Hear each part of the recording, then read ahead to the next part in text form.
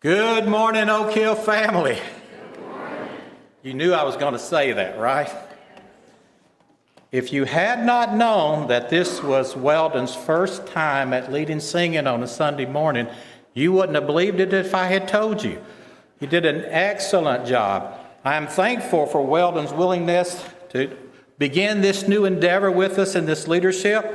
We're becoming very blessed in this area. We have Jason and Cody and Brady helping us in leading our singing to God's worship, and it's great to add Weldon now to that list. And I'm going to look for some glasses so that I can see my outline so that I can stay on topic. Oh, getting older. At least we have the technology to take care of some of our imperfections, do we not? As was stated earlier, Michael is away, and St. Vincent, that's a long ways away. I just want you to know that. And I know, Terry, that it's probably been a little difficult, but it's probably been quieter at your house since he's been away. But we hope that he is doing well. As a matter of fact, he texted some of us this morning and wanted everyone to know that he misses them and that he's thinking of us all, and that he hopes everything goes well. And we hope the same for him in his mission work at St. Vincent. And I appreciate the song that was just led. And as you're looking up on the screens behind me, you can already see a little bit of connection here. A young preacher who had recently graduated from preaching school was finally able to get hired by a rural congregation. The congregation knew that young preacher was green and a little rough around the edges, but they took it as their mission to give him an opportunity to hone his skills and especially his speaking abilities. The young preacher was very grateful for this opportunity and took the responsibilities of his new position very seriously. 2 months had passed, and the preacher found himself at the end of the Sunday service standing at the back of the auditorium, as he usually did, to shake the hands of the members as they exited the church building. As the crowd began to thin, he noticed a young boy, perhaps between the ages of 6 and 7, standing off to the side, holding a bag in his hands. He knew the boy was one of the sons of the parents that attended there. When everyone had finally left the building, the boy came up to him. The preacher said, "Hello, Jonathan." The preacher was so pleased that he had taken the time to learn everybody's name at the congregation, especially the children. And he asked him, "What do you have there, son?" Well, little Jonathan opened up the bag, reached in, and pulled out this little piggy bank. And the preacher asked, "What's that for?" And little Jonathan said, "Well, sir, it's my life savings. Everything that I have ever saved is in this piggy bank." The preacher asked, "Well, why did you bring it to church?" Jonathan replied, "Well, sir, 2 weeks ago in your lesson, you taught us that those of us who have been blessed richly by the Lord should take that abundance and share with those who don't." The young preacher was so excited by what the child had said. The child had actually listened to his sermon. He was so pleased that he was able to be a blessing to the children of this congregation. So he said, "Son, do you want me to find a needy family to give this to them?" "Oh, no, sir," replied the boy. "This is for you." "For me?" the preacher exclaimed. "Yes, sir, it is for you." "Well, why would you give it to me?" asked the preacher. "Well, sir,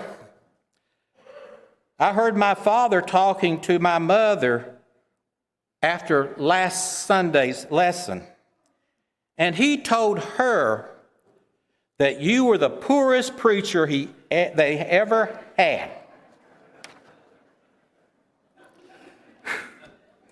It's a good thing I'm not a preacher. You just got to love the honesty and candor of a child, do you not? Children are both incredible as well as surprising. Their innocence, their purity, and their lack of inhibitions intrigue us. There is much, though, that we can learn from them. In one of my college classes back at David Lipscomb, I took a child psychology class, and one day the professor brought into the class a 4-year-old boy, sat him on the front of his desk in front of all of us students, and then told the class, ask this young boy whatever question you want to ask. It was the first time I had been in a lab that the experiment was an actual person that you were dealing with.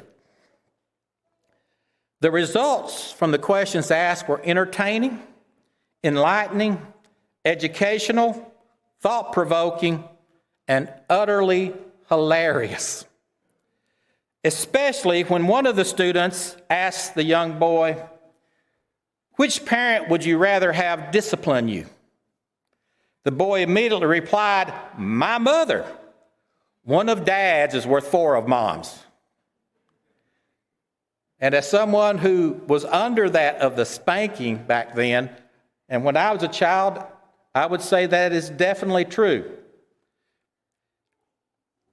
And as I said before, there is much that we can learn from children, and the scriptures bear that out.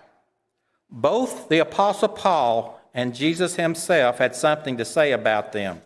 Paul said in 1 Corinthians chapter 13, the chapter we call the chapter of love, in verse 11, he says, when I was a child, I spoke as a child, I understood as a child, I thought as a child. But when I became a man, I put away childish things. Paul was talking about there are things that you have as a child that are not yet mature. Things that as you become an adult, you should have outgrown them. You should have put them to the side to see them no more. Jesus flipped that coin around in Matthew chapter 19, verse 14, when he said, let the little children come to me and do not forbid them, for such is the kingdom of heaven. He's emphasizing something he said in Matthew chapter 18 before this. And this he said, he took a child and brought it to the people that he was speaking to and set it amongst them. Jesus didn't have videos and PowerPoint back then. So he used what he had available to give people a visual picture of what he's trying to say. So he set this child as his visual aid. And he said, assuredly, I say to you, unless you are converted and become as little children, you will by no means enter the kingdom of heaven. Therefore, whoever humbles himself as this little child is greatest in the kingdom of heaven. So Paul had talked about things that were childish or immature that we should put aside as we grow older. Jesus said, the Father has given a child certain characteristics that should never be lost.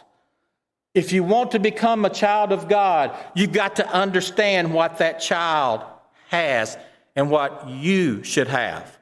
He's talking about, as the title page shows on this slide, childlike characteristics. There's a difference, childish versus childlike. We're going to talk about the childlike characteristics this morning.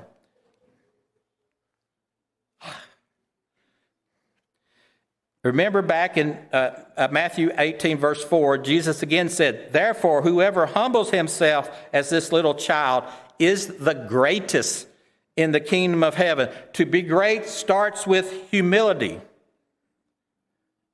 I'm so pleased that Eleazar, in his prayer, talked about humbling ourselves and becoming a child. It is almost if he knew what my outline was today. In our society, the pressure to be number one, to beat all competitors, all but destroys the humility we are born with. A child realizes that he's not the strongest, he's not the smartest, he's not the biggest for sure, he's not the bravest when the lights go out, and he's simply not the best. A young child sees all the adults around him and knows he is outclassed, but that's okay. Unfortunately, as we grow older, we lose that ease of understanding that we will not always be number one, that we will not have everything that everyone else has. As we grow older, we lose the peace of knowing that it is okay not to be the center of attention. We lose the patience of understanding that not everything will always go our way. Our role models today, unfortunately, show very little humility. And one thing that has helped to erode the humility in some individuals is that of social media. Now, don't get me wrong. The internet and social media are tools that I use. I'm not so much on social media, but I use the internet a great deal. I am not saying that they are wrong, but the internet and social media are tools. And the tool in and of itself is benign. They are simply tools, like a hammer. Give a master carpenter a hammer, and he can build a house. Give that same hammer to a young child, and he can destroy it. The end purpose of the tool is in the hands of the holder.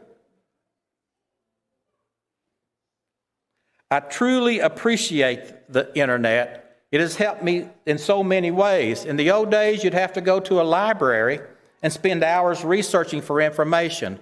But today, I can get online and I can be able to find information that would take me hours to find, or even may have not found at all.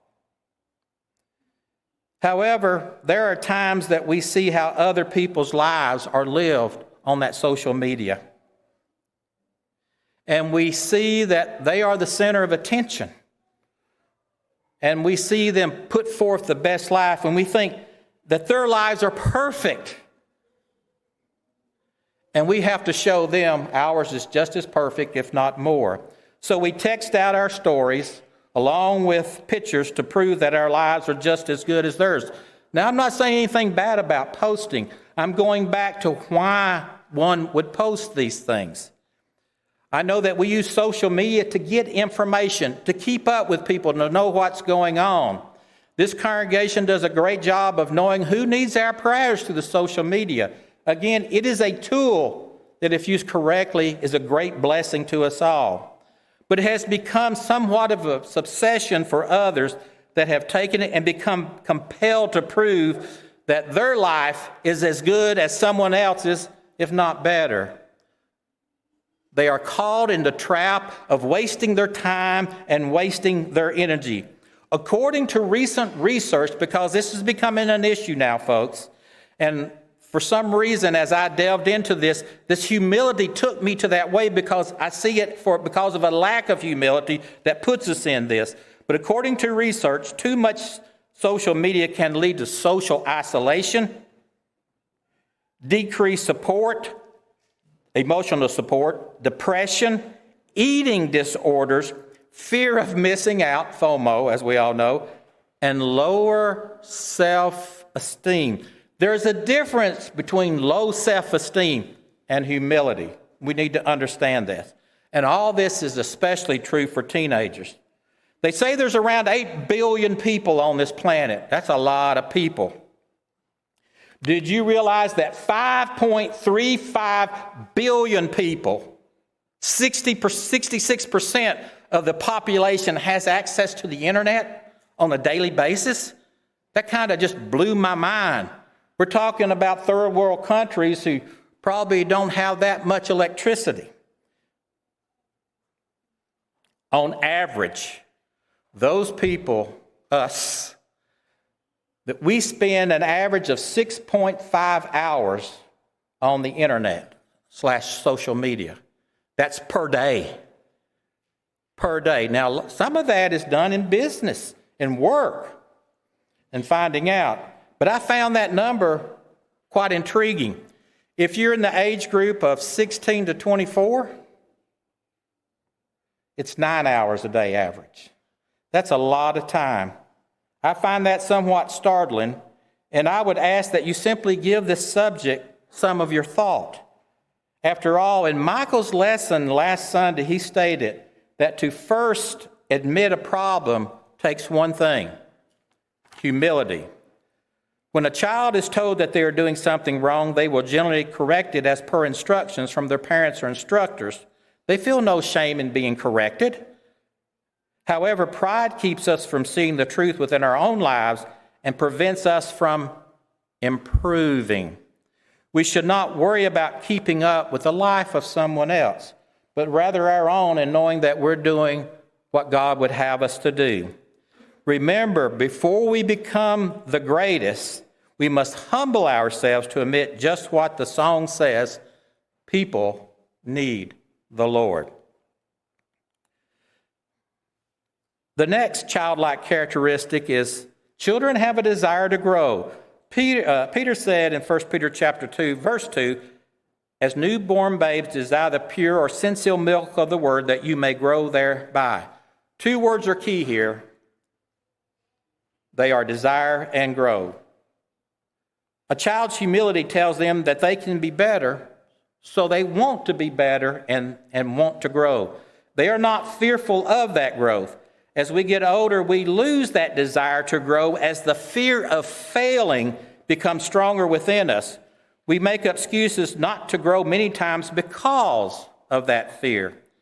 As a child, you probably failed many times to get to where you are today, but that didn't stop you from growing. Thomas Edison looked at failure as a success. Each time an experiment failed, when he failed in an experiment in making a long-lasting light bulb, he would say, now I know what does not work. And he would go after another material to see what would work. 10,000 failures later, he finally comes up with the first long-lasting light bulb. Light bulb had already been invented, but it would only last a few seconds, a few minutes, at the most just a few hours if it was made out of platinum. And we know how expensive platinum is. But he found that which would allow a light bulb to be cheaply made. And for the last almost 150 years, we have been benefiting from his refusal to let failure stop him from growing. So making mistakes and failing is a part of the growth cycle. As a child, we didn't give up trying to walk when we first tried it, did we? We got up, we had trouble with our balance, we became frustrated, we'd fall flat on our face. But we didn't say, I'm done, I'm not going to do it anymore. We saw our parents and those around us walking, and so we kept at it, learning from our mistakes of falling, developing that. I remember at the age of 23, back in my hometown, I tried out to be a youth minister at one of the local congregations in McMinnville, Tennessee. Instead of having me to speak, they tested me by having me to lead singing. Evidently, I failed. I didn't get the job. But as you know, from me being here, I didn't let that failure stop me from continuing to practice and learning how to lead singing properly. I'm going to tell a quick story about Rita and Steve. I don't mean to embarrass them, but Steve embarrasses them all the time, so I figured it's okay. There was a death in someone's family at church. And I remember talking to Steve and Rita, and it was Rita who said this, yes, we knew we needed to do something, but we didn't have anything except we'd had beans that day. She had cooked a pot of beans. Rita, you probably don't even remember this. You're too humble. But she said, so all I did was take the leftover beans and took it to the family. She wished she had more to do, but she took what she had to show to that family she was thinking of them, that she cared for them, that she loved them. It was such an impressive moment in my life that I remember that story and able to share it with you. We don't have to do the best.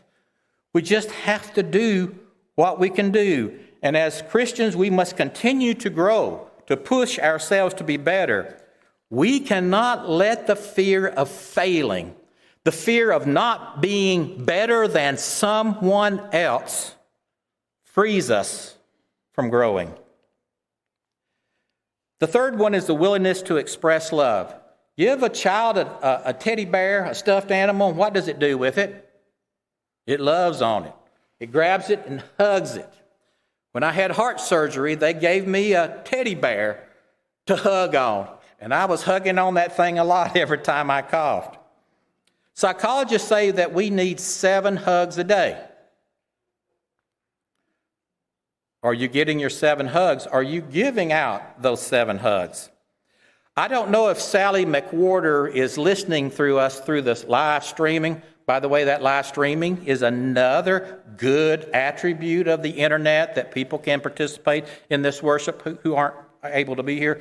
But Sally McWhorter, one of the members here, always gave the best hugs. And if you ever received one from her, you know exactly what I'm talking about. It was during the 13th century that people during this time believed that there was an innate language in all humans, but we just overshadowed it with the language that we were taught. And so King Frederick II of Sicily decided, I'm going to find out what that innate language is. So he set up what was considered the first documented psychological experiment on this planet to do so. He arranged for foster nurses to raise several infants. Each infant was put in a room by itself. People, you couldn't do this today because it became a brutal experiment. The nurses fed, bathed, and changed the infants, but they did not stay in the room and interact with them because they were forbidden to speak to them. This is actually a true event recorded. The goal was to discover what language the children would speak as they grew up if they've never heard of a language. However, the king never got his answer. The children all died. Even though they were well fed, they all died. Why? They were never cuddled. They were never held. They were never spoken to with loving words. They never experienced the human touch. It is stated that the lack of touch is one of the greatest stressors that we can ever suffer. Actual physical growth and mental development can be stunted by the lack of human touch. Other studies have shown that where children are not exposed to this loving, caressing touches, that it affects their life for the rest of their life. Jesus said, "A new commandment I give you," in John chapter 13, "that you love one another as I have loved you." Did I automatically? Okay. Make sure that I didn't accidentally hit the button. He says, "By this all will know that you are my disciples if you have love one for another." This is where the commandments begin. Jesus says, "A new one I give you," and that is that you love each other. And this is what Christ meant when he said that a child is what the kingdom of heaven is all about. The love given to them by God shines through naturally. The Good Samaritan showed that he still had childlike love when he ignored the racial and religious prejudices and differences and helped someone in need on the road to Damascus. To close out this point, I want to read to you something taken from the book Chicken Soup for the Soul. I don't know if you've ever read any of those books, but the 1993 edition. And I'm going to read what this author wrote, and this was stated by the authors of the book to be true. I never verified that, but it's a very interesting story. And it goes this way. Many years ago, when I worked as a volunteer at a hospital, I got to know a lovely little girl named Liz who was suffering from a rare threatening disease. Her only chance of recovery appeared to be a blood transfusion from her 5-year-old brother, who had somehow survived the same disease and developed the antibodies needed to combat the illness. You see, she goes on to say further that the doctor and the parents talked to the child and said, listen, if you will give up your blood to help your sister, she will survive. If not, there is very little hope. The boy was reluctant at first to answer the question, but finally he says, I'll do it. As the transfusion progressed, he laid in bed next to his sister and smiled. Seeing, and the people saw the color returning in the cheeks of his sister. But then suddenly his face grew pale and his smile faded. He looked at the doctor and asked him with a trembling voice, will I start to die right away? You see, he misunderstood. He thought he was going to have to give all of his blood for his sister to live. But he was willing to do that. The love of a child. We need to demonstrate our love, folks, to our spouses, to our children, and to our spiritual family. Knowing that we love them is not enough. They need to know it by what we say and what we do for them. Everyone wants to have love expressed for them. Christ expressed his love to us by ultimately sacrificing himself on the cross, in which he gave all his blood. So go ahead, kiss your spouse, hug your children, and pat your brother and sister on the back. Willingness to forgive. Paul said in Colossians 3, bearing with one another and forgiving one another. And in Matthew 6, Jesus said, for if you forgive men their trespasses, your heavenly Father will also forgive you. We know children, they fight 1 minute and then they're playing with each other the next, do they not? Whatever caused the argument is forgotten. It's history. They're no longer going to bring it up. They're simply enjoying the time that they all are in it together. Of all the stories in the Bible, the most moving one is Christ on the cross, forgiving his executioners and his mockers, even without them asking for it. Forgiveness is the heart of the New Testament, but you've got to humble yourself to forgive. You can't let the feelings that you have in your heart for someone that you want to carry a grudge for to sap all the goodness from you. As we lose our humility, we lose our desire to forgive. And that's why it's so important that we began with humility on these childlike characteristics. Just to quickly point this out, you're in a hurry, you're going somewhere, and someone pulls out in front of you, and you have to slam on the brakes. What's your reaction? Well, I know what most of our reaction is.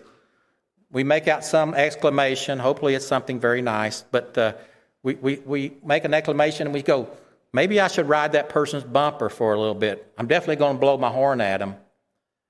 But have you ever thought of just stopping and thinking and putting yourself in their shoes? Yeah, maybe they purposely pulled out in front of you. Maybe they didn't. Maybe they're going to the hospital to see a sick person, someone who needs them greatly, and their mind is not there. Or perhaps, like all of us, they thought they had plenty of time to pull out until they started doing it and realized they didn't. It was too late, but they were committed and they had to do it. And as they hear you blowing your horn and riding their bumper, they think to themselves, I deserve it. I deserve it. And maybe they did. but they also deserve our forgiveness, as Christ was willing to forgive us. Remember, we need to be patient. God is never finished with us. Willingness to enjoy life. Children are always running, jumping, screaming, laughing, and enjoying life.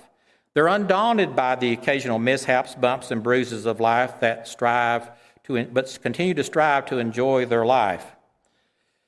In John chapter 10, verse 10, it says, "The thief does not come to steal and to kill and to destroy. I have come that they may have life and that they may have it more abundantly." It is important to understand that God never intended for us as His children to appear as if we have been weaned on dill pickles, but rather on the sweet milk of His words. Now, we all have worries. Everyone in this audience today probably has a problem. It could be making ends meet. It could be finding a job. It could be dealing with a disease or mending a broken heart or struggling with a family crisis. But we should understand that God's with us. And yes, we will face trials and tribulations, but God's goodness is with us, and He can help us through it because He has given us one another to help us. And then finally, there is trust. Proverbs 3, verses 5 through 6 is one of my favorite passages. "Trust in the Lord with all your heart and lean not on your own understanding. In all your ways acknowledge Him, and He shall direct your path." Children put faith and trust in their parents, and we should put faith and trust in the Lord. When Denise was pregnant with our third child, I guess Tara was around almost 4. I'm thinking that. Denise was at one end of the house, and evidently Tara was at the other. And all of a sudden, Denise heard a scream from Tara, "Mama!" Now, you women are incredible. You can understand by the inflections of your child's voice if there's a sincere need or not. Denise knew that in this case, something was definitely wrong. She was a lot heavier then in this pregnancy than she is today.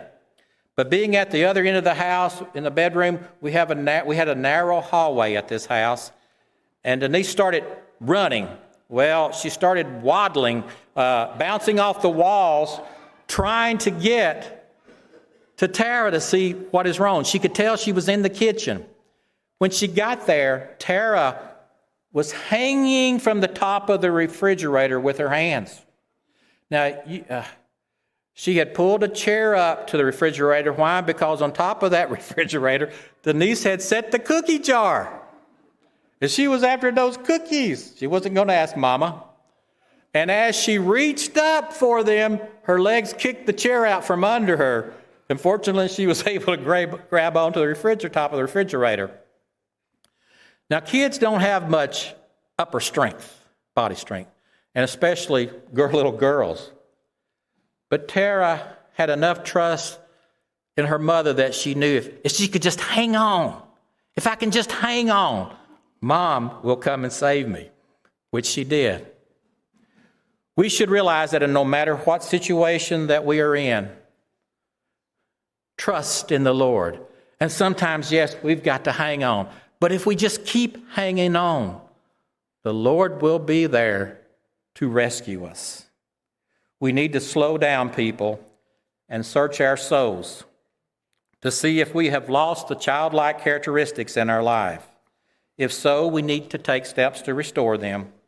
You will find the journey in doing so to be rewarding and beneficial, not only to you, but to your family and friends as well. God wants us to keep those childlike characteristics that He gave us in the beginning. I have not talked about salvation. Jeremy did a great job in class this morning, in the auditorium class, talking about salvation.